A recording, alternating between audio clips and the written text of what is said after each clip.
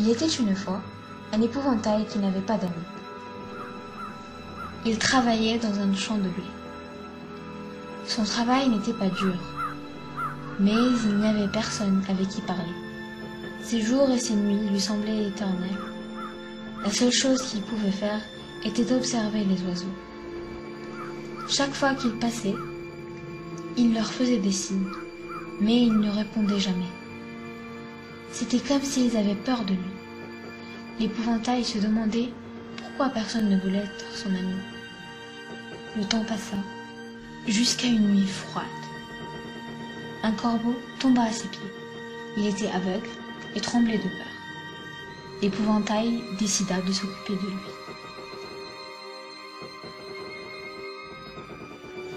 Après plusieurs jours, le corbeau aveugle retrouve sa santé et la joie de voler.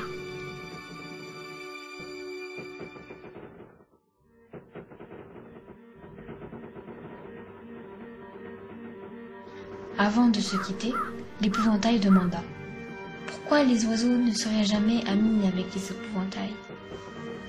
Le corbeau expliqua que le travail des épouvantails était de faire peur aux pauvres oiseaux qui ne demandent que quelques grains de blé, et que les épouvantails étaient des monstres méchants et méprisables.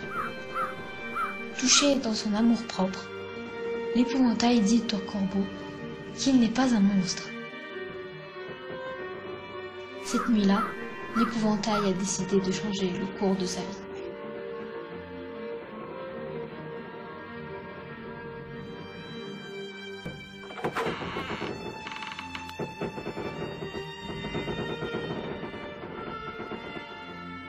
Il réveilla son maître et lui dit « Je veux un autre travail. Je ne veux plus faire peur aux pauvres oiseaux. » Terrorisé, le maître réveilla tous ses voisins et leur dit que son épouvantail est habité par les démons. Les voisins décidèrent alors de brûler le moulin où se cachait l'épouvantail.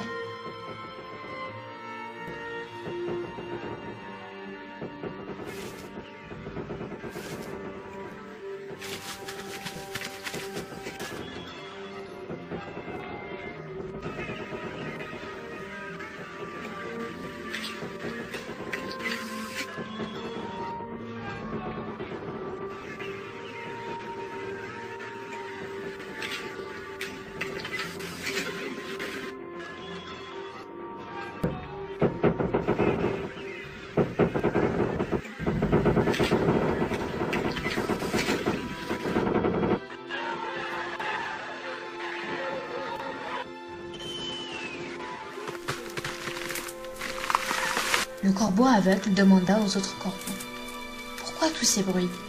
Ils lui répondirent que les villageois sont en train de brûler un moulin où s'est caché un épouvantail. « Mais, répondit le corbeau aveugle, l'épouvantail est mon ami. C'est lui qui m'a soigné et nourri lorsque je suis tombé. Il m'a sauvé la vie. » Choqués par l'histoire, les corbeaux voulaient sauver l'épouvantail. Mais il était trop tard et ils ne pouvaient rien faire. L'épouvantail brûlait.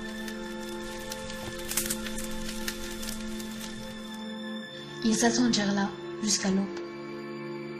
Au petit matin, quand les flammes se sont éteintes, les corbeaux ont pris dans leur bec les cendres de l'épouvantail, puis ont volé très très haut pour disperser les cendres dans le ciel.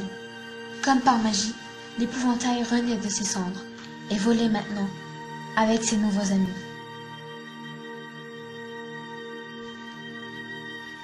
À la mémoire de la mort tragique de l'épouvantail, les corbeaux décident de porter le deuil. Aujourd'hui, tous les corbeaux sont noirs. Mais ils ont un ami qui les protège des autres épouvantails.